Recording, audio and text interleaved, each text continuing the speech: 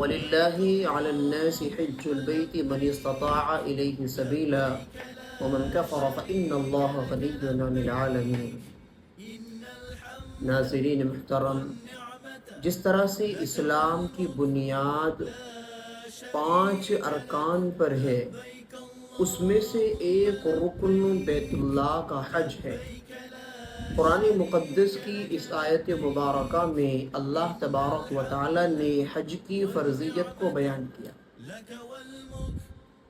اور ارشاد فرمایا کہ جو لوگ حج کی استطاعت رکھتے ہوں ان پر زندگی میں ایک مرتبہ بیت اللہ کا حج کرنا یہ فرض ہے، قطعی ہے۔ جس طرح سے نماز ہے، روزہ ہے، زکوٰۃ ہے، یہ فرض ہے، قطعی ہے، اسی طرح سے بیت اللہ کا حج استطاعت کے باوجود زندگی میں ایک مرتبہ کرنا یہ فرض ہے اور قطعی ہے۔